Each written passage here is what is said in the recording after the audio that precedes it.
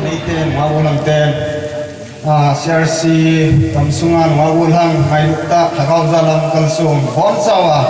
kanglai ten chibai kong podiu chinung dana liemna lagong kong sa padunia ai kilemna tabangin lagong sa ten bonsawan khokdang mitin kilem tuna hin adingin o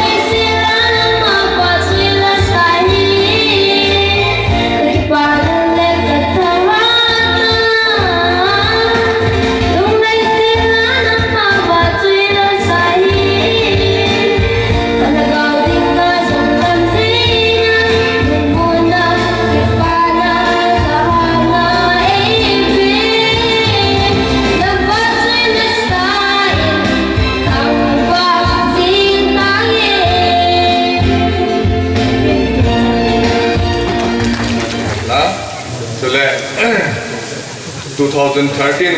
kumtha angan ta kithanin munting gamtina yen lekanga CRC hobung pite khanglai te hi teten le upor den ho hin teten le lamkai ho nevin na bon se ke un kumtha liemna to khut jelang chibai kan bol so ken he ki ba min tu chung sagi be channa youth fellowship conference tabang islai muna singponga khumun neu cha yang le islai muna iga man khom thewa eho share site eho thagau mi te ikita lang thei ong hi lamkai ho pha na le teng le youth lang ho mo pu na noya in bol lo hin akyo chu a photo le atong ding chu kai bin yong le hilanga mi hin pui hoi le le chu le a program hin subuling ring chu mi pi hi bin he chun montin gamtina ihungwa hitabam khanglai khom pi ho hita program te ho iga man khom the yong hi avelin pathen ka thang wen ne he Oh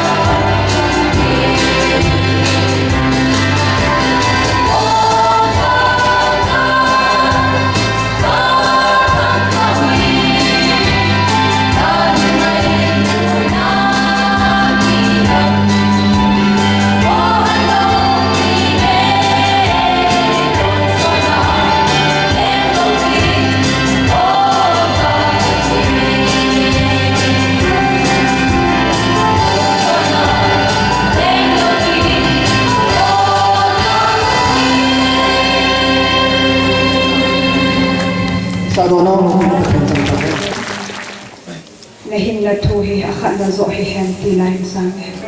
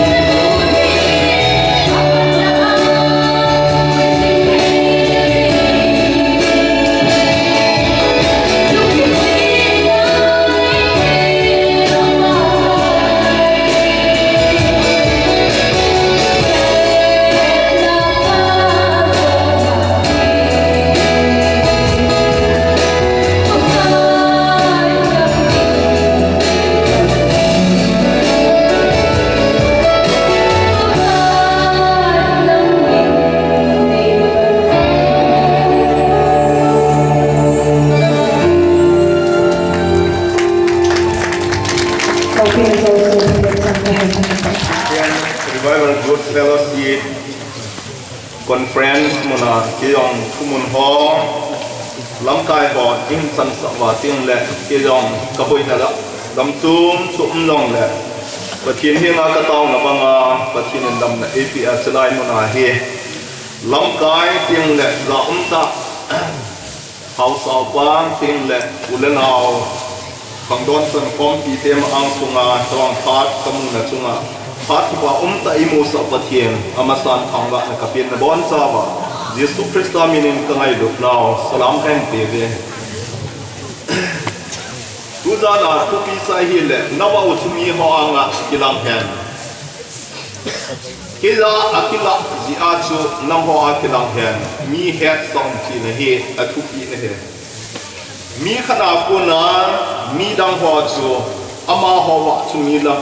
midang in het na mu dok in dinga he se son til het sa son za sa son ki he se he tu ki he lam kai ho hin ta dangon tu a he e ho kam sunga dinga chu anu min khang dong tam female kimoto gen ke long ne bia na chen ma sang sang chen kanal se se 1985 a kuna gam ka chu hin ka gam chu ti la chu kalim ho le to ai ka viet na le a tha ai hung chapang jip jip dan 1986 87 dunga kalim ho ka viet na necktie ko a sandal ka si ahi gospel ki li ho a dinga masape tena Matthew wa anala to ahi Matthew hi amin mas a chun levi ki din sutiang le Silaya Mark Bungni sang som le ni laya long chun ve le chun levi ahi na amin su akimu e ama hi amin ani san apakai jisun anako da de su ma na sa na zahi ade Matthew ti ahi anaki sa e ama hi judagam ki vai po na ho hi rom ten thane na ahin ne ya vai apu phat wa hi ama ho rom thane na nu ya hi ama hi kai donga pang ahi sia su ama hi kai dong na pangin aso pi apian pi judami ten zong ro te man sa le ahi chun abe nom po ven amu da ven le akiho pi nom po ven ichi chun aman Jesus Christ hi David guya puna apian dat asunin chuteng le aban sahi ale silaya hin Jesus Christ hi ama hi David silha ahi dan ho chu nasata dan ho dong hadisa vet na le aban ban kim en Bethlehem pian dan ho Abraham ma put ahi dan ho chu genealogy ki ti pian daw hi silaya asu ahi Matthew Mark Luke John ahi amasa pena ki sun chu Mark ahi pian thu chutiang le genealogy aum ji ahi Mark chu adam ha wa Matthew hi akhat san na ahi ko he ichil la ya hi ne na le sia ki sun na hi Matthew bin asoti in suni te judami te ding di achu ama ho ding a chana su hin hilong le tuni ata san lo ho thu het sa na diwa pakai su tu se na kita la he Matthew bunga sang som le bu na lai chu le chun silaya chu EPS yam Matthew bunga sang som le bu la ya chun kichibang chum na ma uchu mi ho anga kilang he chu den ama hon na chuan phatnau chu mu thilun ten chule ba na na pau chu aba choi de he kichibang chun na ma uchu mi ho anga kilang he akhat sannan chutiang ama hon na chuan phatnau chu mu thilun ten chule ba na na pau chu aba choi de he khat le sim le akichi the gon khat in sim be kin in ka te laya en sim be ding sai hi ale zoni anasu khipa na thupa bung som na khat sam som dilani lai chen sim nge athisa la dra se pakai jisun atho dok ding ko na chun hi tin asiye ama hi mi hon pathina phot ahi het thin ti ve aman ประเทียนสอบไอ้ที่ดันว่าคุณดอสเสียจอนดอสเปิดบุ้งซ้อมนะขัดสางซ้อมดีเลยนี่ช่วยน้ำมันกระเตานั่นไงสิ่งเอทีเกมันแค่ไหนไอ้ที่วางนี่ฮิจิมีหอมีปีกะทิมเวลาดิ่งหอหินน้ำมาสวลกะฮีฮีอัตาสันเทนดิ่งว่ากะทิไอ้บุเบอตีลาจารัสอัทโวดอนเดประเทียนสปาอามาอินคิลกิดักบอลเทตีอัตาสันว่าประเทียนอาคนไอ้ฮีไอ้เฮดดอเทนดีวันจนตาวนี่ประเทียนอาทุพัดทีโบหันดังที่ปานาจุลังอาลูกคู่คนลูกคู่ฮอลลังอาบุษลฮอยุ่มนาจีวากิเกเออเมลไว้น้อยเอาไว้ดูร้อยเพียงอคิเซียมดานายองกิมุเทียเฮจิจูบักจุนคิลคิดักอคนดอดาอิมูเบอาจุดีอาเลตัวหินอาฮีอาเลเอโฮกัมสุงาบักจุยตบังฮัมทีจูอเวกสานเอนไบเบิล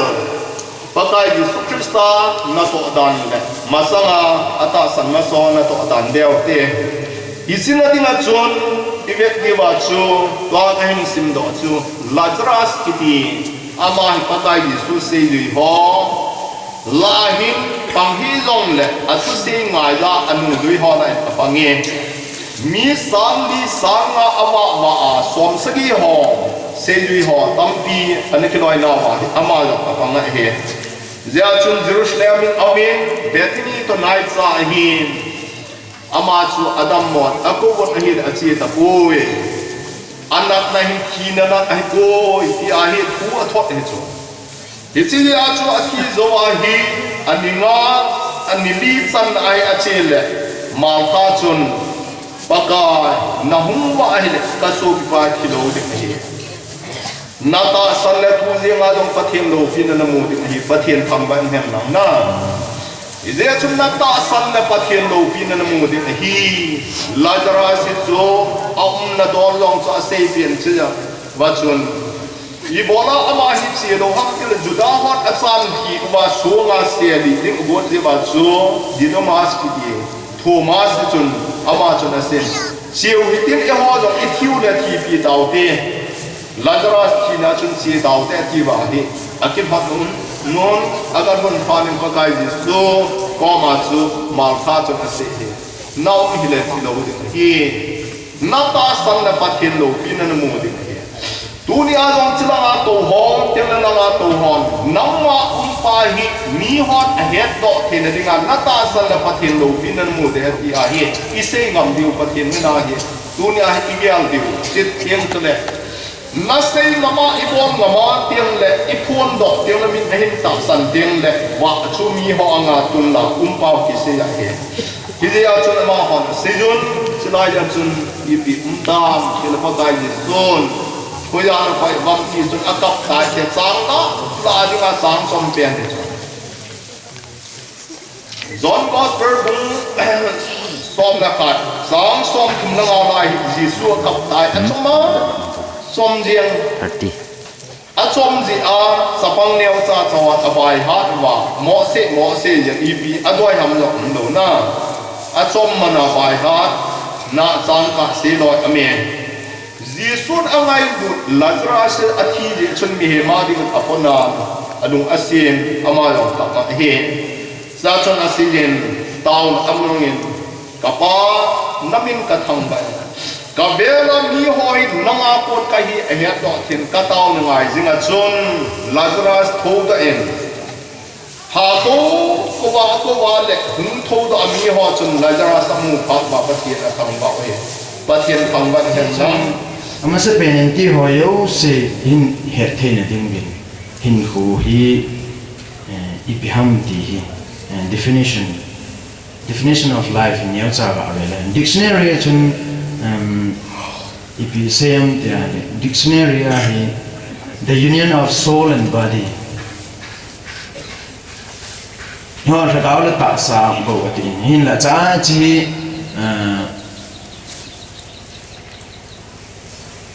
King Pung Ho a hilo ha thil dang dang a hin thei ho a pun hi ngam sa yo hi thei lo a hin hi hele abang khat chun ipina ko na thi ge ku hin ko he ti yo hi a sen hin na chu di lo hi a ji chu nu su nga ki la pa na hin ko ki ne hin hi ye chun swa di pon hain la chilaya ka sei nom chi a la ho bible tu sang zujin ta sa le thagau hichi hin hi it is the combination of body soul and spirit adam li vi ge ki pai hi chun adam li vi ge pa na chu genesis bungni chang sigi chu khatbe ka sing do nomin Genesis bungni chang sigi chun pakai pathinen tola le se lengan hin mihim en semin mihim na hom teni sunga chu ama hin bu ai lu pe a ai mihim chu mihim khat hom hi do tai akichi en he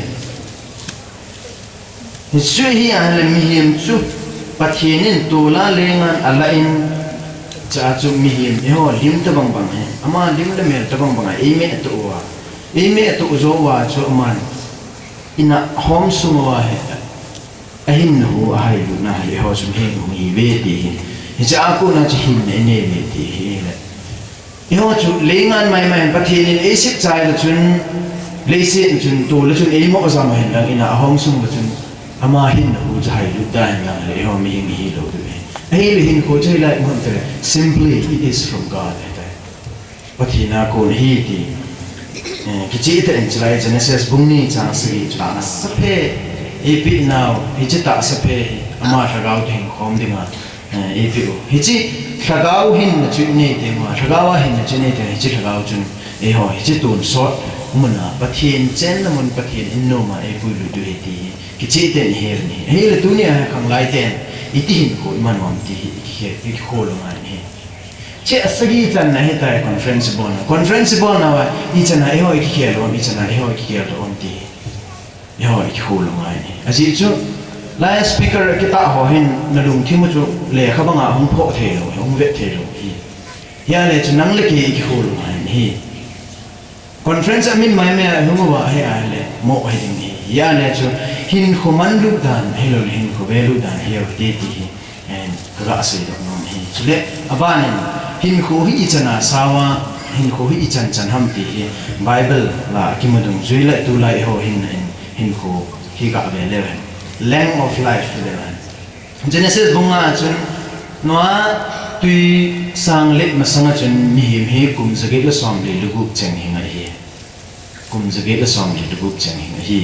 hele noa tui sang hung ki chai chun mi him kum za thum la som ko le thum him kinin chule hiti chun mi him ko hung chom che mo si khang lai chu mi him kum som sagi ho bo Hãy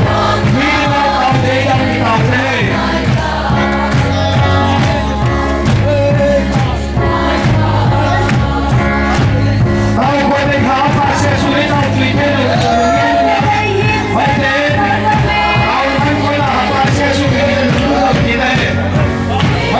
kênh Ghiền Mì Gõ để không bỏ lỡ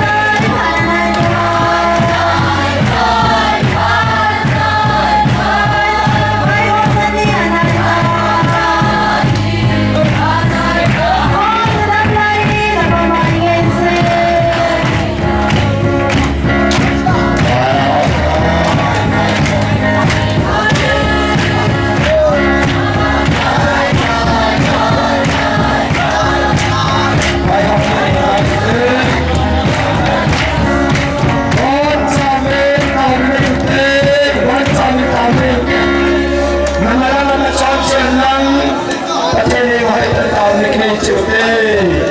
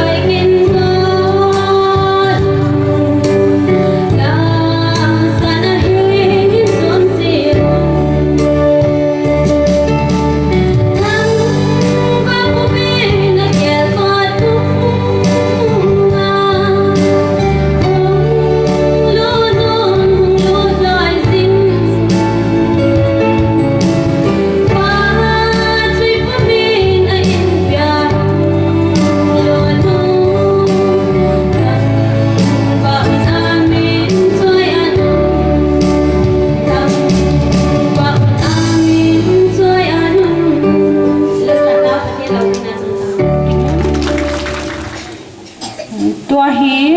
tau golzong ki sai nai pon hi zong le dunia ki man sa na diu ki man amasate hin phung hlang ka ting.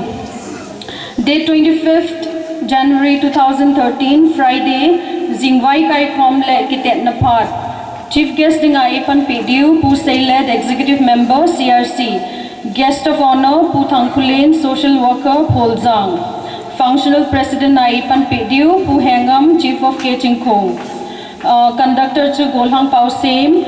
executive member CRCYF kakoma to pa hi he kahi le ama ki thopi dinga kahung panehi ki patnala mi pi taw chizo ichai taw win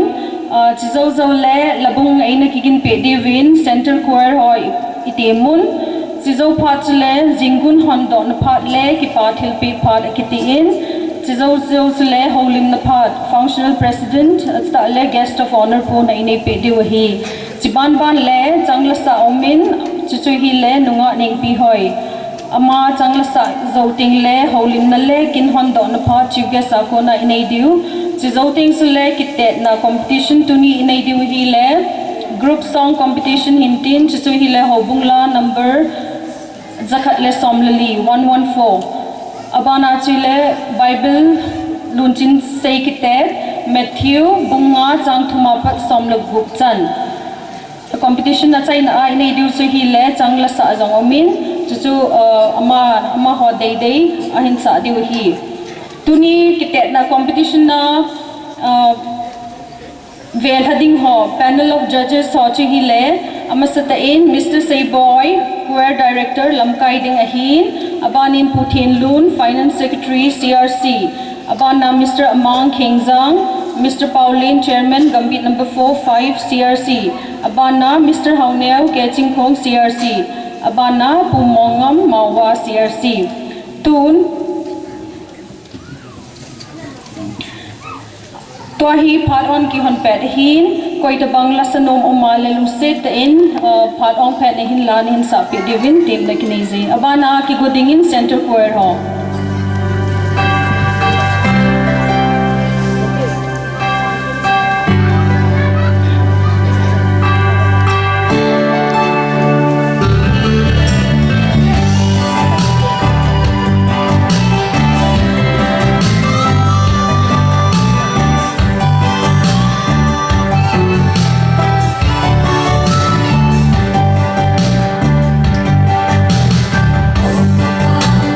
Bye.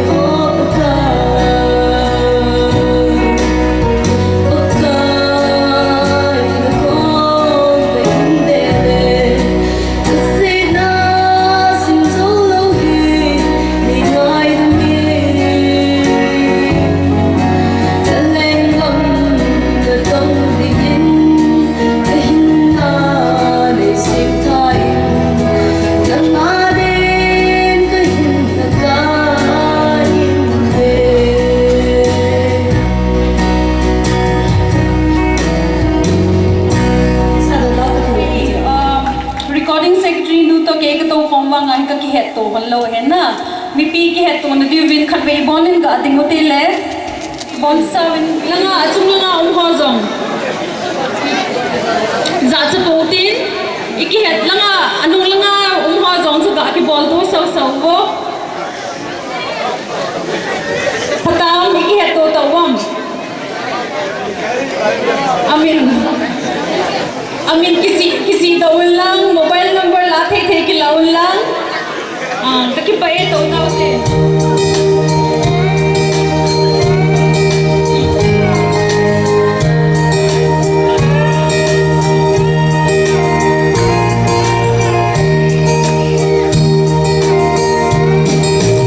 Hãy subscribe cho kênh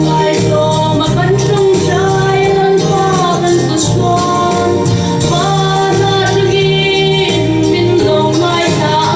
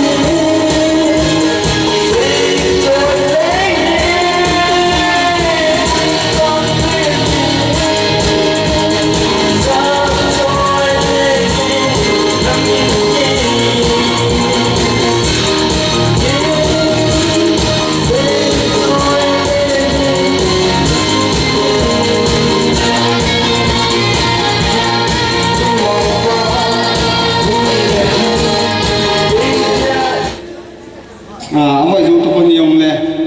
ki pamin gunong chu suna kuna lai ngai win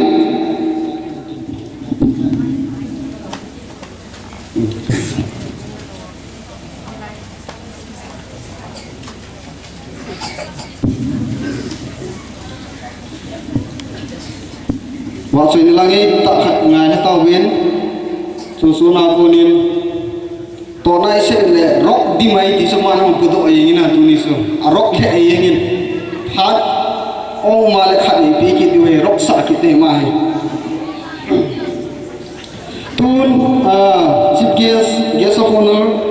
sele functional president wa ong to honin program hi inja chu kaloi nu kavel nga tu nu miss kim ni hoi ka phun ma sanga intro ingatin miss kim ni hoi ma he music he ni ko koi ja he he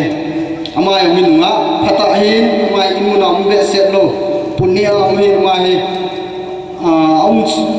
khosunga ông chuna he khangai te hin pan na thei chana he kapan sa jiu hin chiyong le mai ông hin la hin a hol lai ta amu zo lo hin service ong hin ama he bolam ho phaten ang phone number ho phatisan na kilo wilang service ong ne yin chiyong le ông hin la ye chisu in tin apan Pungpulang katin chief guest pu select executive member CRC Angtan sikila guest of honor pu Thangkulen social worker Phulzang Angtan pu Hengam chief of Keching Khong functional president athum win atunia ho double VIP ho Angtan conduct sule kema Gohang Pausem executive member CRCYF sule ai cái thuộc về những nung áo coi chỉ bắt nala ngồi ông chỉ society là bung yong center care ho chỉ phải tan tun jingun phone to na le chỉ pa thil pe pa hi general ho CRCY secretary evangelist Lunsan in phanong la ting hin ama la sunga hi boarding to ding yo se meo se hi ama pha khong pi deu tan achai tu ka se am to ding in ama pha ni kapitan hi amen ki pasu kai din kata sanin thil khat ki gonga program khat ki gonga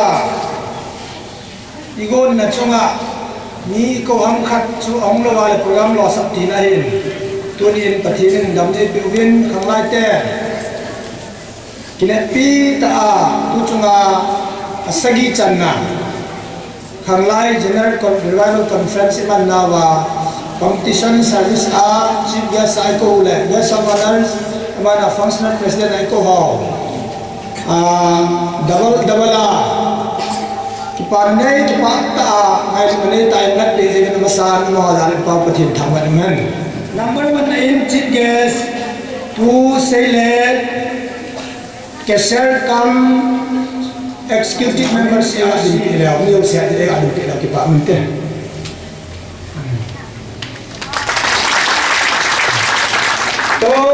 aloi nu pi mong lam women site in hampi chairperson ela din te lo department te aloi nu hai aban kinin guest of honors pu Thangkulen social worker nani nilan na ngalo pine kim na pu Thangkulen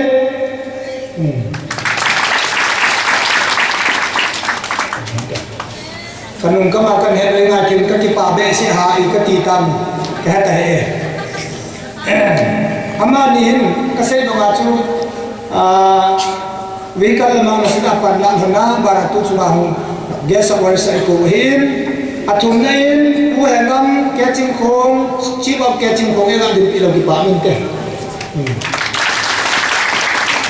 ama yang hin aloi nu ang ding ho pi ha ha Keching Khong ho sa pi hai alo ka sa men yang tiga tiga te ho sa pi hai alungai lo ne ida lo the hi ya ma hoin tunglen ta gel ji wa tu chuma khom pi ki bon the in ho bu ki thua ya ma jong tu chuma functional president e pan pin chung so ding center vehicle ading am hi 10,000 ha par ila pi ti ila he din abon cha chuma ki panen hu ga den ki no te in 20 san ga bolutin chilpi ne cha cha ki panen san ga bolutin ama satain chief guest who select khát về ấy là đình tiền tiền nó chỉ là đình liêng rồi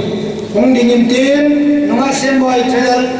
ASEAN ngay trader nuin ôn sinh khát sinh pi hak lai chairman pan memento khát hình tiền achung chon kina nó ngay hỏi anh phụ đó